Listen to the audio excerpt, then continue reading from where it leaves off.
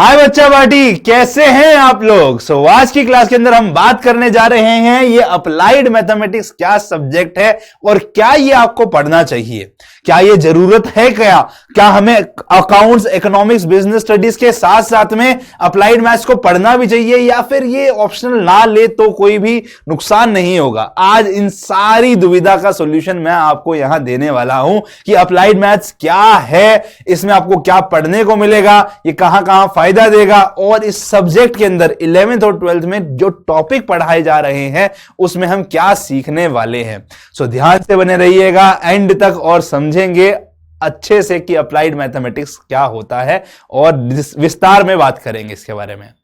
तो शुरुआत करते हैं कहानी की। शुरुआत करेंगे हम अपने दो प्रिय शिष्य के साथ में। बहुत प्यारी प्यारी लड़कियां हैं, एक का नाम है शिंकी और दूसरी का नाम है पिंकी। ये शिंकी और पिंकी बहुत मेहनत करी है, 10th में अच्छे नंबर लेकर आई हैं, बहुत मेहनती हैं और अपना करियर अच्छा सेट करना चाहती हैं। कॉमर्स इन्होंने चूज किया और बोला यार कॉमर्स में मुझे कुछ ऐसा करना है सर कि मेरा लाइफ लॉन्ग जो एक ड्रीम है ना, कुछ अच्छा अचीव करने का, कुछ बड़ा बनने का, वो पूरा हो जाए। मुझे बस इतना सा सर कुछ गाइडेंस दे दीजिए। तो मेरे पास आई ये दोनों, ठीक है, मेरे पास आई और मुझे बोला कि सर मेरे ना कुछ क्वेश्चन है, आप बताइए मैं मैथ्स लूं या ना लूं, या मैं सर मैथ्स लूं तो कौन सी लूं। तो शिंकी का क्वेश्चन क्या था? शिंकी का क्वेश्चन था भाई कि सर अगर मैं 10th में बेसिक मैथ्स लेकर आई हूं तो क्या मुझे कॉमर्स विद मैथ्स लेना चाहिए या नहीं लेना चाहिए। हम लोगों को पता है कि भाई 10th के बाद कितने टाइप की मैथ होती है सर? 2 टाइप की मैथ होती है। 10th में कितने टाइप की मैथ होती है? 2 टाइप की मैथ होती है। एक होती है बेसिक मैथ और दूसरी कौन सी पढ़ी है जी हमने? Standard math. ये सभी बच्चों को पता है। यस, तो बेसिक और स्टैंडर्ड में मेन डिफरेंस क्या है? ये सर थोड़ी इजी है, ये थोड़ा सा लेवल इसका ज्यादा होता है। यस, तो शिंकी बोल रही है कि मैं ये वाली बेसिक मैथ्स पढ़ के आई हूं 10th में, तो क्या मुझे कॉमर्स में मैथ्स लेनी चाहिए? क्योंकि हम भैया दीदी की बातों से माने तो भैया 11th 12th की मैथ्स में बहुत मेहनत लगती है, बहुत कुछ पढ़ना होता है, नई नई चीजें आती है, डिफरेंशिएशन इंटीग्रेशन की तरह, वो तो बहुत डिफिकल्ट है, उसको तो हम समझ ही नहीं पाएंगे। यस, ऐसा बोलते हैं कि भैया बेसिक मैथ्स के बाद में मैथ्स नहीं लेनी चाहिए। इन सारी प्रॉब्लम का हल मैं अभी आपके लिए लेकर आया हूं, रुको तो सही, सब्र तो करो बच्चों। एक बार पिंकी जी का भी क्वेश्चन जो है वो देख लेते हैं। पिंकी जी बोल रही हैं कि सर 11th में कॉमर्स में मैथ्स तो लेना है, ठीक है, पर कौन सा लेना है, अप्लाइड वाला या कोर मैथ्स वाला? इसके बारे में भी हम बात करने वाले हैं। ओके, कि भैया 2 क्वेश्चन है हमारे पास में। 10th के बाद क्या आपने बेसिक मैथ्स ली है तो क्या आपको 11th में मैथ्स लेनी चाहिए, या फिर अगर आप मैथ्स लेना चाह रहे हैं तो क्या आपको अप्लाइड मैथ लेना चाहिए या कोर मैथ्स लेना चाहिए। और अगर मान लो लेट सपोज ले भी लिया होगा इन दोनों में से कोई मैथ्स, तो दोनों में डिफरेंस क्या आ रहा है। यस, तो इन सब चीजों पे हम डिस्कस करने जा रहे हैं बच्चा पार्टी। तो क्लास 10th में कौन से टाइप का मैथ्स है? बेसिक मैथ्स और स्टैंडर्ड मैथ्स। और 12th में कौन सा है? Applied maths and core maths. यहां मैं लिख देता हूं 12th या 11th, ठीक है जी, यहां लिख देते हैं 9th या 10th। तो इनमें है हमारा basic maths and standard math और यहां है हमारा अप्लाइड मैथ्स और कोर मैथ्स, ठीक है। अब डिफरेंस क्या है उसको समझते हैं। ये पढ़ा भाई, ये इजी है, ये थोड़ा सा डिफिकल्ट होता है, लगभग सिलेबस सेम होता है। क्या यहां पे भी सेम ऐसा ही होने वाला है? नहीं, बिल्कुल नहीं होने वाला है, बताऊंगा क्या डिफरेंस है। बट पहले समझो, कह रहे अगर आपने 10th में मैथ्स ली है और आप चाहते हैं मैथ्स लेना 11th 12th में भी, तो आपके पास एक ही ऑप्शन है। यस, अगर आपने 10th में बेसिक मैथ्स ली है और आप चाहते हैं 11th 12th में मैथ्स लेना, तो आपके पास एक ही ऑप्शन है, दैट इज अप्लाइड मैथ्स।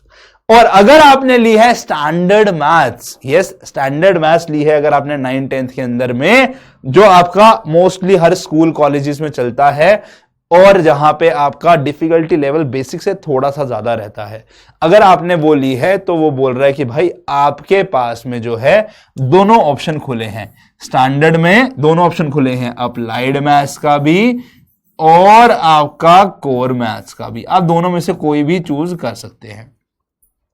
अब अगर बच्चे कोई साइंस का स्टूडेंट मेरे पास आता तो मैं बोलता कि देख भाई तेरे को करना यही है, स्टैंडर्ड भी लेना है और कोर भी लेना है, तेरे पास ऑप्शन नहीं है। बट अगर बच्चा कोई आपका आता है कॉमर्स का या फिर आपका बच्चा आता है किसका भाई? आपका आर्ट्स का, तो चाहे आप स्टैंडर्ड मैथ्स पढ़कर आए तब भी आपको अप्लाइड मैथ्स लेना चाहिए, चाहे आप बेसिक पढ़कर आए तब भी आपको अप्लाइड लेना चाहिए। सर हमारे स्कूल में तो वो है ही नहीं अप्लाइड मैथ्स, तो हम क्या करें, क्या कोर मैथ्स ले यार, वो ले ही ना। तो बच्चे मैं बोलूंगा कि आप कोर मैथ्स ले लो। यहां थोड़ा सा आपका जो है डिफिकल्टी लेवल हाई होता है, डिफिकल्टी लेवल हाई होता है, बट हां जो आपको सीखने को मिलेगा ना, जो आपको मेहनत करने को मिलेगा, जो आपकी एनालिसिस हेल्प करेगा, जो आपको मतलब मैंने देखा है बहुत सारे बच्चे जो 11th 12th के अंदर में मैथ्स नहीं लेकर आते हैं और वो ट्रबल में फंस जाते हैं यार उसके बाद में करियर में कि यार यहां तो वापस से मैथ्स इंट्रोड्यूस हो रही है। क्योंकि आप कहीं भी जाएंगे, चाहे बीकॉम करें, चाहे सीए करें, चाहे सीएमए करें, आप कोई भी ऐसी स्ट्रीम में करेंगे, इको ऑनर्स करें, तो यहां पे मैथ्स की रिक्वायरमेंट होगी ही होगी। तो आपको लगेगा यार ये गलती कर दिया मैंने, यहां तो यार हमारे सब्जेक्ट्स भी ऐसे हैं जहां पे थोड़ा बहुत मैथ्स का रिलेशन है। सो इनकेस आपके स्कूल के पास ऑप्शन ही नहीं है तो कोई बात नहीं यार, आप कोर मैथ्स ले सकते हो। हां ये जरूर है कि यार this is more science oriented, this is more science oriented, इसमें थोड़ा सा कॉमर्स का फ्लेवर नहीं है। बट यस मैंने बताया आपको कि किन के लिए हेल्पफुल है। अगर आप कोई चार्टर्ड अकाउंटेंट, कंपनी सेक्रेटरी नहीं, chartered accountant, cost accountant, BCom honours, eco honours, ऐसे टाइप के आप कोर्सेज करने वाले हो तो आपको लेना चाहिए। ठीक है, चाहे ये मिले चाहे ये मिले, हाँ ये मिल जाए तो इससे अच्छी कोई बात ही नहीं है। बट अगर इन केस सर हमें ये नहीं करना है, हमें लॉ में जाना है, हमें सीएस करना है, तो क्या हमारे लिए ये हेल्पफुल होने वाली है? नो, तो कोई टेंशन नहीं है। अगर आप लॉ जैसे करियर करना चाह रहे हो, अगर आप चाह रहे हो आगे जाके करना सीएस जैसा करियर, ऐसे टाइप के करियर को चूज करना चाह रहे हो, तो आप कोई भी मैथ्स ना लो तो आपका चलेगा, ना आप अप्लाइड लो ना आप core maths low. But sir अगर हमारा डिसाइडेड ही नहीं है, अभी तो हम तो 11 12 के मासूम से नादान से बच्चे हैं, हमें क्या सर पता कि हमारे लिए मैथ्स इंपॉर्टेंट होने वाली है, क्योंकि हमें तो करियर का ही नहीं पता। तो बच्चे इसका मतलब है कि आपको मैथ्स लेनी चाहिए, बहुत हेल्पफुल रहने वाली है। बट सर इससे तो मार्क्स 12th में कम आएंगे, उससे कोई दिक्कत तो नहीं होगी? अरे भाई 12th के मार्क्स का तो आप कोई ज्यादा इंपॉर्टेंस ही नहीं है, आपका ये तो एग्जाम भी जो है नया आ गया है, दैट इज CUET। ठीक है, तो हमारी जो कौन सी बच्ची थी, शिंकी बच्ची थी, उसका हमने डाउट यहां कर दिया है सॉल्व। शिंकी बच्चा आपका डाउट हो गया सॉल्व, जितनी भी यहां पे हमारी शिंकियां हैं उन सबको क्लियर हो गए। क्या करने का है, अगर आपने 10th में ली है बेसिक मैथ्स तो आपके पास में अप्लाइड मैथ्स ऑप्शन है, और अगर आप करियर लॉ और सीएस जैसा नहीं बनाना चाहते तो आपको यूज करना ही चाहिए। सर अगर मान लो हम समझ गए आपकी बात कि हमारे पास अप्लाइड मैथ्स है तो अप्लाइड मैथ्स लेना है, अगर नहीं है और ऐसा कोई करियर चाहते हैं जहां पे हमें सीए करना है, आपको बीकॉम ऑनर्स करना है, आपको इको ऑनर्स करना है, तो कोर मैथ्स लेना है, हम मान गए ये बात। ठीक है, तो कोई बात नहीं है, मतलब ये नहीं है तो ये भी ले सकते हैं, हम ये बात मान गए।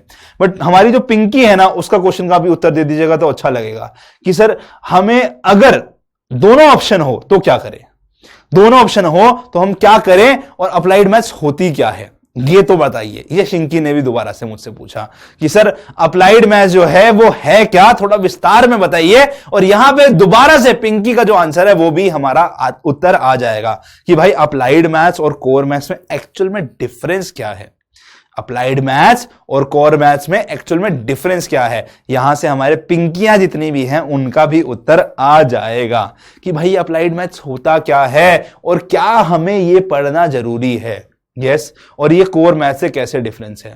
सो बच्चा सब्र कर लो, आपका सर यहां है, टेंशन नहीं लेने का, सब बताएंगे डिटेल में। ठीक है, तो भैया जी देखो अप्लाइड मैथ्स में हमारे पास में 8 पार्ट है। ठीक है, इन 8 के 8 पार्ट को पढ़ना है, बट मजे की बात यह है कि 8 पार्ट में बहुत डेप्थ में कुछ नहीं है। यस हाँ, ये 2 यूनिट में थोड़ा डिटेल में है, स्टैटिस्टिक्स और फाइनेंशियल मैथमेटिक्स। बट ये जो ऊपर वाला पार्ट है ना, ये बस ऊपर का लिया हुआ है। मतलब सर कहना क्या चाह रहे हो, कह रहे हैं कि देखो ये अलजेब्रा का पार्ट, ज्योमेट्री का पार्ट, कैलकुलस का पार्ट, लीनियर प्रोग्रामिंग का पार्ट, ये जो 4 पार्ट है ना, ये 4 पार्ट आपके सेम टू सेम अगर आप देखेंगे ना कोर मैथ्स में है। ये 4 पार्ट अगर मैं बोलता हूं ना, ये आपके कोर मैथ्स में है। बट ये कोर मैथ्स में जितना इन डेप्थ समझाया है, जितना डिटेल में गया है, उतना हमें नहीं जाना है। हमें सर जो डिफिकल्टी लेवल है ना भाई, उसकी 20% तक जाना है। तो ये बेसिकली और कुछ नहीं, कोर का 20% ही है। हमें इन डेप्थ पढ़ना ही नहीं है सर, हमें जो है बहुत बेसिक पे फोकस करना है यहां पे। भैया अलजेब्रा के जितने चैप्टर आएंगे अभी बताऊंगा, उनमें बहुत बेसिक कंसेप्ट है, वो इन डेप्थ, मतलब अगर वो 4 घंटे एक चैप्टर को पढ़ेगा एक साइंस के बच्चे को, या जिसको ने कोर मैथ्स ली है, वहां अप्लाइड मैथ्स में वो 1-2 घंटा पढ़ना पड़ेगा, क्योंकि उसका एप्लीकेशन कॉमर्स में बस बेसिक तक ही आने वाला है। आगे अगर आप पढ़ेंगे, कोई भी करियर ऑप्शन चूज करेंगे, तो उसका एप्लीकेशन या उसका यूज केस किसी और सब्जेक्ट में सिर्फ बेसिक कंसेप्ट तक है। Same goes for calculus. Calculus आप ये शायद पहली बार नाम सुन रहे होंगे, क्योंकि 10th के बाद 11th में ही इसका इंट्रोडक्शन है। यस, ये बहुत अच्छा चीज है, बहुत प्यारी चीज है, और इसको तो बहुत फोकस करके कोर मैथ्स में पढ़ाया जाता है। मतलब 35% सिलेबस जो है भैया 12th क्लास का इस पर आधारित है। 35% सिर्फ एक यूनिट पे, इतना इन डेप्थ में पढ़ाया जाता है। सर हमारे लिए भी ऐसा ही कुछ है? नहीं बच्चे, हमें सिर्फ बेसिक कंसेप्ट जानना है। मतलब समझ रहे हो, नॉलेज सारी लेंगे बट उतनी जितनी हमारे काम की है। यस, ज्योमेट्री की बात करते हैं तो ज्योमेट्री के अंदर में 4-5 चैप्टर है वहां पे, और वो बहुत इन डेप्थ है। मतलब भैया उनके पास तो कॉम्पिटिटिव एग्जाम के अंदर चले जाओ तो यार पूरी की पूरी 6 महीने लग जाते हैं ज्योमेट्री पढ़ने के अंदर। हमें क्या पढ़ना है सर? हमारा तो बहुत सिंपल था, इजी सा सिलेबस है। हाँ, एक चैप्टर थोड़ा अच्छे से फोकस करके पढ़ा है, दैट इज स्ट्रेट लाइंस। थोड़ा बहुत इंट्रोडक्शन हमारा ये 9th-10th में भी आ जाता है। यस, तो ज्योमेट्री पढ़ेंगे थोड़ा बहुत, एक चैप्टर अच्छा है, थोड़ा बहुत इंट्रोडक्शन पैराबोला और सर्कल का है। बाकी हाइपरबोला एक कंसेप्ट आएगा, इलिप्स कंसेप्ट आएगा, उस पर हमें जाना ही नहीं है। वो बहुत ईजी है, बहुत ईजी है। Then coming to the linear programming part. अब ये चीज ना मुझे कई बार लगता है कि यार ये तो कॉमर्स के लिए बना है, कोर मैथ्स में क्यों डाल रखा था इसको? क्यों सर कॉमर्स के लिए बना है? कह रहे यार इसका मतलब ही ऐसा कुछ है कि ये बिजनेस स्टडीज से रिलेटेड है, जो आप पढ़ते हैं, ठीक है, जो आप पढ़ने वाले हैं, ये है ही बिजनेस स्टडीज से रिलेटेड। अच्छा सर, तो मतलब अगर मैं बोलता हूं आपको कि ये 3 यूनिट जो है ये आपकी कोर मैथ से चुराई हुई यूनिट है, तब भी ये तीनों यूनिट के अंदर जो एप्लीकेशंस पढ़ने वाले हैं, जो एग्जांपल्स देखने वाले हैं, वो हम पूरा कॉमर्स ओरिएंटेड देखने वाले हैं। ये सबसे खास बात है। मतलब कि भाई जब हम कोर मैथ्स पढ़ते हैं ना, तो वहां पे क्या रहता है कि यार एग्जाम्पल फिजिक्स वाले आ जाते हैं हमारे पास में, उनके अंदर क्वेश्चन में भी कुछ ऐसे आएंगे जहां केमिस्ट्री के क्वेश्चन होंगे, फिजिक्स के होंगे। बहुत रेयर चांसेस होगा कि वो इकोनॉमिक्स बेस पे या फिर हमें अकाउंटेंसी बेस लेकर कोई क्वेश्चन को समझा रहे होंगे, बट यहां पे नहीं रहता है। यहां पे अपने एग्जाम्पल भी थोड़े डिफरेंट टाइप के लिए जाते हैं, हाँ, बट थोड़ा सा फॉर्मूला कैलकुलेशन सब कुछ सिमिलर रहने वाला है। इसके बाद पूरी गेम चेंज हो जाती है। दैट्स व्हाई ये जो 4 यूनिट है ना, इसकी वजह से मुझे अप्लाइड मैथ से लव हो गया। ट्रस्ट मी भाई, मैं साइंस का बच्चा हूं, फिर भी मैं बोलता हूं यार applied maths is more practical and more useful. क्योंकि कोर मैथ्स ना यार, उसका यूज केस अगर मैं देखता हूं ना, मतलब आगे साइंस के अंदर में बहुत सारी स्ट्रीम खुल जाती हैं, और साइंस के बच्चे को पता है कि यार हर चीज का एप्लीकेशन नहीं आने वाला। वहां पे यूज आएगा यार, हमारे 11th-12th में फिजिक्स में यूज आ जाएगा, बहुत कुछ यूज आ जाएगा, बट आगे जाके इतना डिटेल में यूज नहीं आने वाला। बट यहां पे ऐसा नहीं है यार। ये जो अपने को क्वांटिटेटिव एप्टीट्यूड और लॉजिकल रीजनिंग वापस से पढ़ा है ना, हमें बचपन में पढ़ाया था, यहां पे थोड़ा सा और इन डेप्थ जाके पढ़ेंगे। इन दोनों का यूज केस ना हमें जॉब लेने में भी हेल्प करने वाला है, ये जॉब के हेल्प में भी करने वाला है। सर अगर बिजनेस करेंगे तो हेल्प नहीं करेगा? अरे ऑब्वियस सी बात है यार, बिजनेस के अंदर में जो लॉजिकल थिंकिंग चाहिए ना, या जो आपको सोचना है यार ये डिसीजन सही है या ये गलत है, वहां दोनों में आपको ये दोनों यूनिट अच्छे से हेल्प करने वाली हैं। सर जॉब में कैसे हेल्प करने वाला है? कह रहा है भाई जॉब के लिए ना एग्जाम दोगे। जॉब ही क्यों, इवन आप कोई भी कॉम्पिटिटिव एग्जाम आगे जाके दोगे, गवर्नमेंट की तैयारी का एग्जाम दोगे, आप एमबीए का एग्जाम दोगे, आप सीए के फाउंडेशन लेवल पे आएंगे, आप किसी जगह पे भी जाएंगे, तो आपको इन दोनों यूनिट का बहुत यूज आने वाला है। यस, तो बहुत प्यारी चीज सिखाई है यार अप्लाइड मैथ्स में, बहुत मजेदार चीज है। फिर हम बात करते हैं स्टैटिस्टिक्स की। भाई इकोनॉमिक्स के अंदर आप स्टैटिस्टिक्स पढ़ते हो, वहां पे फॉर्मूला आएगा और बोलेगा कि इसको ऐसे ऐसे कर लो, आंसर आ जाएगा। भाई ये फॉर्मूला आया क्यों? इस फॉर्मूले के आने का रीजन क्या है? इस फॉर्मूले के अंदर में मतलब अगर हमें समझ में आ जाए ये बात, तो क्या होगा? लाइव जिंगल वाला, यस, मस्त हो जाएगा ना। फिर हमें रटना नहीं पड़ेगा फॉर्मूला, भूल भी गए कंसेप्ट पता है यार, उसके अकॉर्डिंगली कर लेंगे, हमारे पास टाइम होता है एग्जाम में। तो इतना अच्छे से आपको स्टैटिस्टिक्स जो अपनी अप्लाइड मैथ्स वाली है वहां पे सारा स्टैटिस्टिक्स का, चाहे वो आपका डिस्क्रिप्टिव स्टैटिस्टिक्स ले ले या फिर आपका इन्फ्रेंशियल स्टैटिस्टिक्स ले ले, दोनों को कवर कराया गया है। इन्फ्रेंशियल स्टैटिस्टिक्स आपकी आगे जाके यूज में आएगी जब आप अपना करियर आगे बिल्ड करेंगे। तो मतलब यस, ये कॉमर्स के अंदर अगर आप आगे करियर बिल्ड करने वाले हैं तब भी आपको बहुत हेल्प देने वाली है। यस, सो फिर बात हम करते हैं फाइनेंशियल मैथमेटिक्स की। यार नाम से दिख रहा है फाइनेंस इन्वॉल्व कर दिया, मतलब भैया पैसे का लेन देन इन्वॉल्व कर दिया, तो पैसे के रिलेटेड जितने भी मैथमेटिक्स का यूज होता है वो हम यहां पढ़ने वाले हैं। अभी एक एक करके सारी डिटेल में समझाऊंगा, टेंशन मत लो बच्चे, मैं हूं आपके साथ में। ये सारों में पढ़ना क्या है और उनका क्या यूज केस आएगा अभी तो हमने आपको विस्तार में नहीं बताया, बहुत छोटा सा एक्सप्लेनेशन दिया है। अभी डिटेल में एक एक चीज पढ़ते हैं बच्चों, समझते हैं, बहुत मजा आने वाला है। देखो भैया, अलजेब्रा की बात करते हैं तो अलजेब्रा में हमारे पास मोटा मोटा ये 6 यूनिट आएंगी। मैं डिटेल में नहीं जा रहा हूं, बट यस ये 6 यूनिट आएंगी। ये 2 यूनिट अलजेब्रा की हैं, बट इसका यूज केस कैलकुलस से है, इसका यूज केस कैलकुलस से है, तो ये इसलिए यहां पे इंट्रोड्यूस किया गया। तो मतलब अलजेब्रा के बाद अपने को कौन सी यूनिट पढ़नी है, कैलकुलस, तो वहां पे इसका यूज केस आने वाला है। फिर ये जो है ना भाई, ये यहां पे अब देखो, चाहे वो साइंस का स्टूडेंट हो चाहे वो कॉमर्स का स्टूडेंट हो, उसको कहीं ना कहीं बेसिक जो है ना थोड़ी बहुत कोडिंग में इंटरेस्ट लाना पड़ता है। यार कोडिंग करनी नहीं है, कोडिंग समझनी तो है, हमें समझना तो चाहिए कि यार ये आईटी वर्ल्ड, एआई, ये सब कुछ कैसे चलता है। तो उसका बेस होता है ना वो मैट्रिसेस है। ये सबने मैट्रिक्स मूवी देखी है ना, हाँ वो वही मैट्रिक्स है। सर वो मूवी है क्या, नहीं रिलीज आएगा कैसे? अरे यार वो नहीं आएगा, हाँ बट जो उसके अंदर में आधार किया गया है ना वो इसी का लेकर किया गया है। तो मैट्रिसेस, और मैट्रिसेस से ही बना है डिटर्मिनेंट, तो ये चीज पढ़ेंगे, मतलब कितनी प्यारी चीज है। फिर हम बात करते हैं sequence and series and permutation and combination. भाई ये 2 यूनिट जहां बहुत डिटेल में, मतलब ऐसी इन डेप्थ जाके पढ़ाई जाती है ना साइंस के अंदर में, और उसके बाद में जो इनके कॉम्पिटिटिव एग्जाम होते हैं जेई वगैरह के, मतलब बहुत इन डेप्थ, यहां अपने को बहुत बेसिक पढ़ना है। बट ये हेल्प क्या करती है ये दोनों यूनिट? कह रहे कि सर ये दोनों यूनिट अगर एक बार पढ़ ली ना बच्चे ने, आपकी एक different way of calculation clear हो जाती है। Sir different way of calculation मतलब कह रहे कि कैलकुलेशन करने का एक ऐसा तरीका आपको पता चलेगा, एक ऐसा तरीका पता चलेगा जो आपको हेल्प करने वाला है लाइफ लॉन्ग, जो बड़ी बड़ी चीजों को सिंप्लीफाई करने वाला है।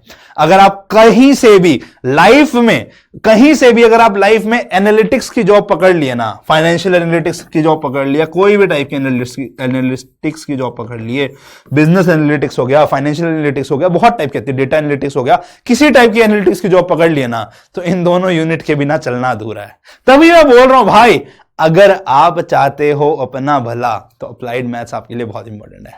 फिर आगे बात करते हैं, सर कैलकुलस क्या कवर करने वाली है वो बताओ। अब अलजेब्रा हम समझ गए, ठीक है, क्या है, किस लिए है, किस तरीके से है।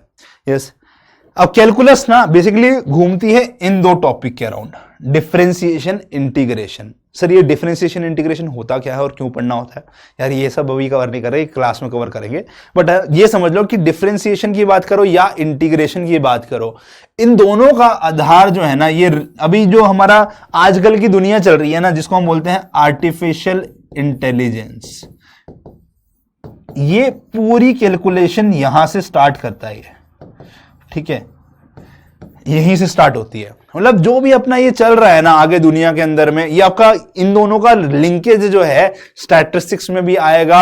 आपका कॉस्टिंग करके एक सब्जेक्ट पढ़ोगे, मतलब आगे जाके जब आप बड़े अपने करियर में जाओगे, चाहे वो बीकॉम करोगे, चाहे आप अपना सीए करो, कोई भी डिग्री करोगे, आगे अगर बड़े लेवल पे जाओगे तो ये पढ़ना ही पड़ेगा। यस, और ऐसे बहुत सारे इंटरेस्टिंग टॉपिक में इसका यूज आने वाला है। तो कैलकुलस बहुत प्यारी चीज है, बहुत अच्छी चीज है। यस, तो और ये हमारे जो न्यूटन जी जिनके सर पे सेब गिरा था ना, उन्होंने ही बनाई है ये भी, मतलब काइंड ऑफ उन्होंने ही अपने एप्लीकेशन के लिए यूज किया था इसको, ठीक है। फिर अब इसका यूज केस, अब यहां पे जब हम कोर मैथ्स पढ़ते हैं तो उसका यूज केस आता है भाई हमारा क्या नाम है, फिजिक्स में क्या होगा, केमिस्ट्री में क्या होगा, और छुट्टू मुट्टू सा डाल देंगे इकोनॉमिक्स वाला पार्ट। बट यहां पे हम डिटेल में पढ़ेंगे कि डिफरेंशिएशन इंटीग्रेशन का यूज केस, एप्लीकेशन हमारा इकोनॉमिक्स के अंदर में क्या होने वाला है, कॉस्टिंग में क्या होने वाला है, और बाकी सब्जेक्ट में हम किस तरीके से यूज करने वाले हैं। तो ये चीज है। और यस, अब इन तीनों टॉपिक का बेसिक कंसेप्ट जो है, ये 3 टॉपिक है।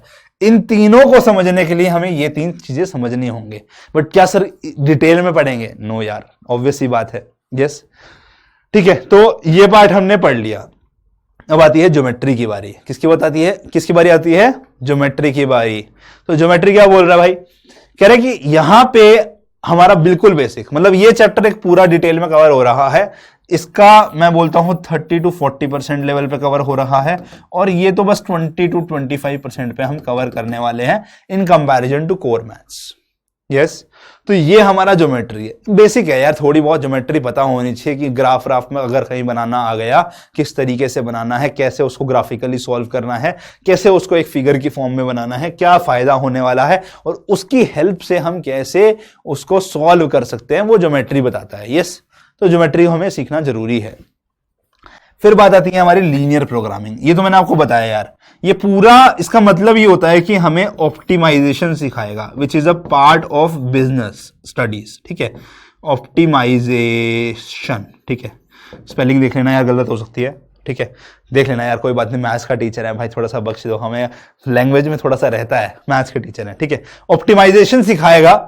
और ऑप्टिमाइजेशन के अंदर अगर मैं बच्चे आपसे बात करता हूं, तो यहां पे इसका मतलब क्या होता है ऑप्टिमाइजेशन का? कह रहा है कि हमें मैक्सिमम से मैक्सिमम प्रॉफिट कमाना, मैक्सिमम से मैक्सिमम प्रॉफिट कमाना बाय यूजिंग मिनिमम रिसोर्सेज। बात समझ में आई कि भैया अगर आप लोग, ठीक है, अगर आप लोग जाएंगे एक दुकान पे, ठीक है, मान लो लेट्स सपोज एक दुकान पे जाते हैं और दुकान वाले भैया से पूछते हैं कि यार आपने कितना रुपए लगाया है और आप कितना कमाते हैं, तो ये चीज को ऑप्टिमाइज करना हम सीखते हैं बिजनेस स्टडीज के अंदर में।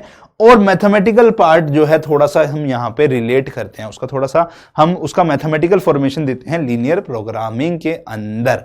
बात समझ में आ गई? तो यार पूरा का पूरा अगेन कॉमर्स वाला पार्ट है ये। अब ये बात समझ में आई हमें? यस, ये ऑब्वियसली थोड़ा साइंस ओरिएंटेड आता है, बट मोर ओवर मैं बोलता हूं कॉमर्स ओरिएंटेड चीज है। अब यहां तक ये है कोर मैथ से रिलेटेड। अब इसके बाद खत्म, रुक जाएं? नहीं यार, कैसे रुक जाएं? थोड़ा सा सब्र करो, रुको जरा, आ रहे हैं मेन टॉपिक पे। अप्लाइड मैथ्स का मेन मजा तो अब शुरू होने जा रहा है। आइए, क्या आज से शुरू करें मजा? हम शुरू करते हैं जिस चीज से जहां हमें मिलने वाली है नौकरी। यस, अगर आपने एक बार क्वांटिटेटिव एप्टीट्यूड जो आपको अप्लाइड मैथ्स में सिखाने वाली है उसको समझ लिया, तो एक तो बेसिक कंसेप्ट ऑफ कुछ मैथ्स के, जहां पे नंबर्स हो गया, बाइनरी नंबर्स हो गया, अरिथमेटिक मॉड्यूलो का कंसेप्ट क्या होता है, वो कैसे चलता है, वो हो गया, और कुछ ऐसे क्वेश्चंस और कुछ ऐसे टॉपिक्स जो आपके आगे कॉम्पिटिटिव एग्जाम में यूज आएंगे, जो आपके आगे आने वाले एक थिंकिंग प्रोसेस को बेटर करने वाले हैं, जैसे एलिगेशन एंड मिक्सचर के क्वेश्चंस, या फिर अगर मैं बोलूं बोट एंड स्ट्रीम्स के क्वेश्चन, टाइम एंड वर्क के क्वेश्चन, क्लॉक कैलेंडर के क्वेश्चन। ये बहुत प्यारे प्यारे से क्वेश्चंस होते हैं और बहुत प्यारी प्यारी सी ट्रिक्स होती हैं। ये सारी चीजें, ट्रिक्स भी और इनके क्वेश्चंस भी हम अच्छे से कवर करने वाले हैं अपनी क्लास के अंदर। यस, फिर मैं बात करता हूं बच्चे लॉजिकल रीजनिंग की। लॉजिकल रीजनिंग में आते हैं 4 part: odd man out, coding and decoding, syllogism and blur relation.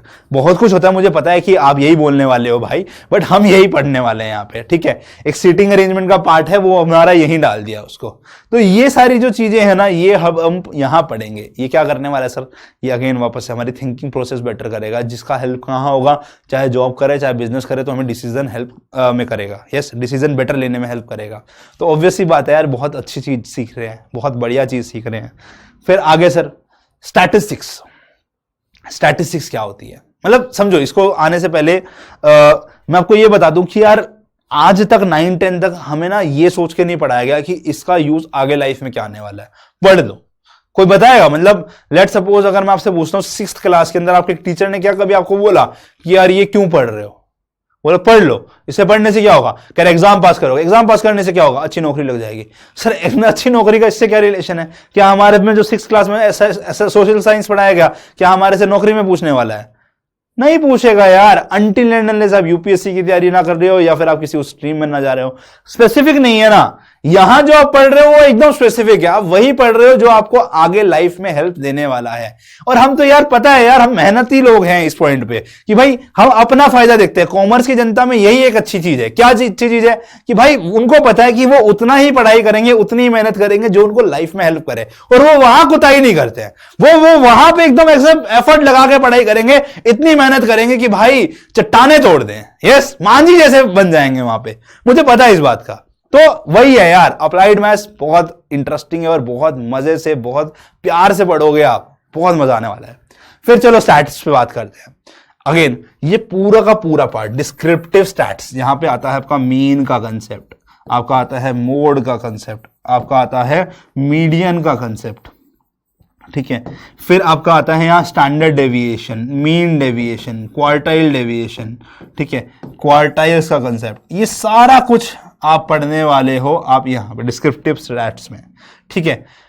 और भी बहुत सारी चीजें आएंगी यहां पे, आपका थोड़ा सा आएगा कोरिलेशन का कंसेप्ट आ जाएगा, ठीक है, कोरिलेशन, कोरिलेशन, ठीक है, इसका कंसेप्ट आ जाएगा, इंडेक्स नंबर टाइम सीरीज आ जाएगा। तो ऐसी चीजें पढ़ने वाले हैं यहां पे, ठीक है, जो कि डिस्क्रिप्टिव स्टैटिस्टिक्स होती है। यहां पे होता क्या है सर, कह रहे हमारे पास में स्टैट्स का मतलब होता है कि it is all about study of data, ठीक है, मतलब कि एक डेटा कैसे आया, उस डेटा को हमने कैसे प्रोसेस किया, उस डेटा से हम कैसे आगे जाके यूज करने वाले हैं फॉर एनालिसिस पर्पस, ठीक है। और अगर सारे डेटा का लेकर हम स्टडी करेंगे तो वो डिस्क्रिप्टिव स्टैटिस्टिक्स में आ जाएगा। और यहां पे जो हम स्टडी करते हैं वो सैंपल लेकर करते हैं, उस सैंपल पे कुछ टेस्ट होंगे, और वो सारे टेस्ट वगैरह वाली जो स्टडीज होती हैं वो हमारा इन्फ्रेंशियल स्टैटिस्टिक्स में यूज आता है। इसका अगर यूज केस बताऊं तो फॉर एग्जांपल जैसे हमारे अभी वोटिंग होती है, ठीक है, मतलब इंडिया लेवल पे वोटिंग होती है, तो पहले से न्यूज चैनल वाले देख लो कई बार बताते हैं कि यार ये पार्टी जीतने वाली है, इसकी इतनी परसेंटेज है जीतने की इस जगह पर, इसका इतना ये रेशियो है। अभी आया नहीं रिजल्ट, बट वो एक पहले ही एनालिसिस कर देते हैं। क्या वो जगह जगह जाके घर घर जाके पूछ रहे होते हैं लोगों से? ऑब्वियस सी बात है, नो। तो होता क्या है वहां पे एक पर्टिकुलर सैंपल ले लेते हैं, मतलब कि भैया अगर दुनिया में, अगर इंडिया के अंदर में आबादी जो है वो 100 करोड़ से भी ऊपर की है, तो ये लोग क्या करेंगे भैया, थोड़ा 40-50 लोगों पे टेस्ट कर देंगे, जगह जगह के हजार लोग उठाए, 20,000 उठा लिए, कहीं पे 30,000 उठा लिए, और उन पे टेस्टिंग कर देंगे, ठीक है, कि यार यहां की जनता ऐसा बोल रही है तो यही मान लो ऐसा होगा, ठीक है, कुछ एक पर्टिकुलर एनालिसिस कर लेते हैं। तो ये सारी चीजें हम यहाँ इन्फ्रेंशियल स्टैटिस्टिक्स में समझते हैं कि ये किस तरीके से करते हैं, क्या पैटर्न होता है, तो ये चीजें सीखने वाले हैं, ठीक है। फिर हम बात करते हैं फाइनेंशियल मैथमेटिक्स की। पैसा, अरे यहां पे देख के ना यार दिल खुश हो जाता है, मतलब मेरा फेवरेट पार्ट है कि पैसे से पैसा कैसे बनाते हैं, या कहीं पे ईएमआई दिया तो क्या नुकसान होने वाला है। हमें कभी चेक ही नहीं किया यार, बहुत जनता चेक नहीं करती है। हाँ ठीक है, ईएमआई आ रही है 5,000 की आ रही है, अरे भाई लॉन्ग टाइम में देख तो ले, तेरा नुकसान हो रहा है फायदा हो रहा है, ठीक है। क्या तू खुद उस पैसे को कहीं पे डाल देता तो क्या उतना कमा पाता या नहीं कमा पाता? यस, मतलब जो एक्स्ट्रा पैसा है, मतलब बहुत सारी चीजें आप समझोगे इस टाइप की। कहां पे? फाइनेंशियल मैथमेटिक्स में। तो सबसे पहले हम समझते हैं यहां पे दो चीजें, सिंपल इंटरेस्ट क्या होता है और कंपाउंड इंटरेस्ट क्या होता है। सर हमें पता है, बचपन में सीखा था। अरे भाई डिटेल में समझेंगे, फॉर्मूला कैसा है, किस तरीके से है, डेफिनेशन क्या है, क्या बोलना चाह रहा है। फिर हम बात करेंगे एन्युटी की। यहां से बनता है कंसेप्ट आपका कि भैया लोन ले रहे हो तो उस लोन का कितना भरपाई देना होगा, टोटल लोन का कितना खर्चा बन गया, या आप किसी को पैसा दे रहे हो तो उस पैसे का अगर आप किसी से लेना चाहते हो मंथली तो कितना लेना चाहिए। ये सारी चीजें आप एन्युटी में समझने वाले हो, ठीक है। फिर आपने गाड़ी खरीदी, ठीक है, उस गाड़ी के अंदर में कितना उसका वैल्यू होना चाहिए, 1 साल बाद कितना, 2 साल बाद वैल्यू होना चाहिए। ये हम ऐप में तो डाउनलोड कर लेते हैं, बट भैया खुद को भी तो निकालना आना चाहिए। ये ऑब्वियस ही बात है, हम तो कॉमर्स के स्टूडेंट है, तो डेप्रिशिएट कर रहा है कोई चीज, तो डेप्रिशिएशन की वैल्यू कैसे पता चलती है, तो यहां पे हम सीखने वाले हैं चीज। हम बैंकिंग के बहुत सारी एप्लीकेशन सीखने वाले हैं यहां पे। हम स्टॉक मार्केट के बारे में बात करने वाले हैं, हम शेयर्स में कैसे कैलकुलेशन चल रही होती है, वो सब बातें यहां पे करने वाले हैं। तो मेरा फेवरेट पार्ट है फाइनेंशियल मैथमेटिक्स, क्योंकि इसमें बहुत सारी चीजें सीखने को मिलती हैं, और भाई मेरे को भी मिलती हैं ऑब्वियसली। ये 2-3 चीजें तो हर इंसान करता है अपनी लाइफ के अंदर, और अगर ये सीखने को मिल जाए तो इससे ऐसी कोई बात ही नहीं है। तो this is good. Yes, applied math तभी बहुत अच्छी चीज है सीखने को। यस, तो हमारा मोटा मोटा सब कुछ कवर हो गया है। तो भैया जी हमारे जैसे यस, इन सबको, इस इंसान को हर कोई जानता होगा, मिस्टर प्रतीक गांधी। हर्षद मेहता करके एक कैरेक्टर था, स्कैम 1992 एक बहुत फेमस सीरीज हुई है, इन्होंने एक बहुत बढ़िया सा डायलॉग मारा था। क्या डायलॉग था? कह रहा है, देखो मैं सिगरेट नहीं पीता पर मेरी जेब में लाइटर जरूर रखता हूं। क्यों? क्योंकि धमाका करना है। वैसे ही अप्लाइड मैथमेटिक्स एक लाइटर है जो आपके पास 11th-12th में एक टूल बनकर आई है। आगे जाओगे, जिस भी फील्ड में जाओगे, वहां धमाका करेंगे। इसी के साथ चलते हैं बच्चों। टेक केयर, बाय बाय, धन्यवाद।